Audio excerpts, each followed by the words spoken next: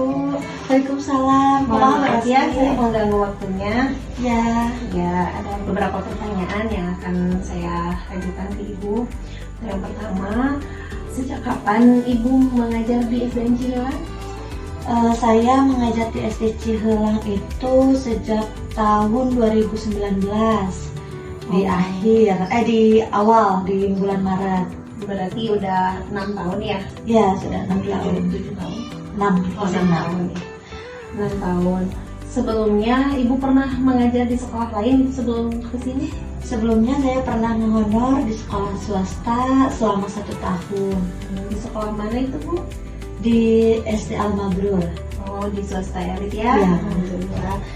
Nah, selain menjadi guru gitu ya, mengajar di kelas gitu ya, amanah apa yang pernah Ibu jalankan gitu ya, selama menjadi guru?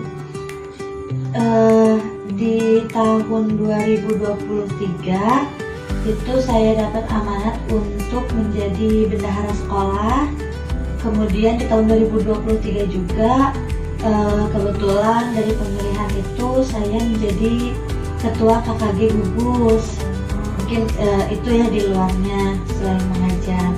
Terus yang di tahun 2023 juga menjadi pembimbing literasi di Leksa Pedas. Ya, 3 amanah sekaligus ya dalam 1 tahun gitu ya, luar biasa. Nah, bagaimana tuh perasaan Ibu gitu ya pertama kali gitu ya mendapatkan amanah, 3 amanah itu gitu ya sekaligus dalam 1 tahun gitu? Perasaannya bagaimana? Kalau misalkan ditanya perasaan, mungkin ini amanah yang berat ya Bu ya. Kita menjalankan tugas yang memang mengemban beberapa orang, bukan hanya untuk diri pribadi, tapi untuk banyak orang, kebermanfaatan juga untuk banyak orang. Tapi mungkin diyakinkan saja bahwa apa yang memang sudah ditakdirkan ini memang jalannya, semoga bisa bermanfaat untuk banyak orang lebih baik lagi gitu.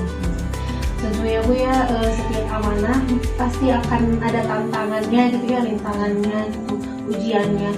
Nah, apa saja sih Bu ya tantangan yang membuat yang sampai sekarang itu terkesan gitu bagi Ibu yang pernah Ibu jalani? Kalau tantangan hampir dari 3 tugas tadi, tugas tambahan tadi itu lebih kepada manajemen di sumber daya manusianya Bu. Jadi bagaimana kalau misalkan tadi di bendahara, bagaimana kita bisa mengkomunikasikan dengan atasan, dengan rekan-rekan guru yang lain. Ketika di KKG juga begitu juga, dengan guru-guru, juga dengan kepala sekolah yang lain, dan di Leksam juga. Kita bagaimana memanage anak-anak, baik dari moodnya, dari penugasan-penugasan tiap bulannya. Mungkin itu tantangan yang lebih berkesan ya, bagaimana kita memanage sumber daya manusianya. Karena kan kita menghadapi bukan hanya 1 orang ya, bukan hanya 1 kepala gitu, sama beberapa kepala. Nah, dari tantangan itu gitu ya, bagaimana pun cara Ibu menghadapinya gitu ya, bagaimana cara Ibu menghadapi tantangan tersebut? Kalau saya mungkin lebih banyak ngobrol, lebih banyak bagaimana diskusi dengan orang-orang yang memang sebelumnya sudah pernah melaksanakan, jadi sehingga ada gambaran nih apa yang harus saya lakukan atau lebih baik seperti apa, meskipun apa yang kita lakukan itu dan mereka lakukan itu bisa sesuai, tapi setidaknya kita bisa mencoba, oh mungkin ini cocok nih diterapkan oleh kita gitu. Jadi memang kita gunakan diskusi, kita gunakan sharing juga, kita melakukan segala halnya itu tidak berdasarkan atas kepentingan diri sendiri. Jadi kita bisa tanyakan pendapat dari orang lain. Jadi intinya harus komunikasi lah yang baik gitu ya. Iya. Nah, selain kita menjadi guru ya, terus punya tugas tambahan yang lain gitu, tentu kita juga kan harus pengembangan diri gitu ya. Nah, selama ini gitu 6 tahun mengajar di sini di SDN Cihelang, baik sebelumnya juga pengembangan diri apa gitu ya yang pernah Ibu jalani gitu? Jadi kalau misalkan pengembangan diri, terkait pengembangan diri, memang setiap tahun kita itu selalu melaksanakan seminar-seminar.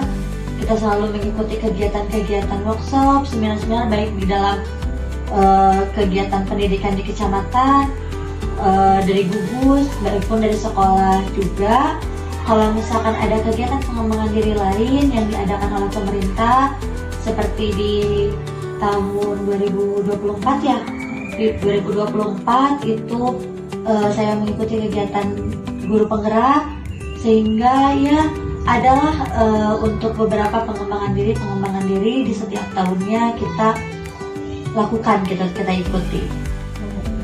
Alhamdulillah ya Bu ya, karena kan apalagi guru penggerak itu tidak bisa semua orang gitu mengikuti ya, bahkan tidak semua sekolah gitu guru-gurunya mengikuti guru penggerak gitu. Alhamdulillah Ibu sudah menjadi guru penggerak gitu.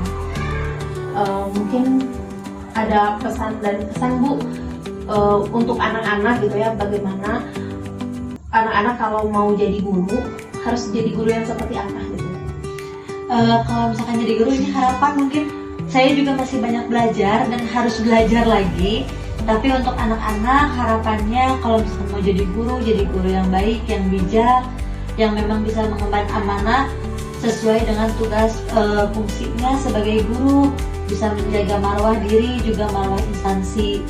Kemudian harapan saya supaya bagaimana caranya anak-anak itu sukses walaupun nanti misalkan mereka tidak jadi guru pun, anak-anak harus rajin pertahankan ibadahnya, pertahankan belajarnya, juga semangatnya untuk terus mengembangkan kompetensi yang ada dalam dirinya gitu Ibu.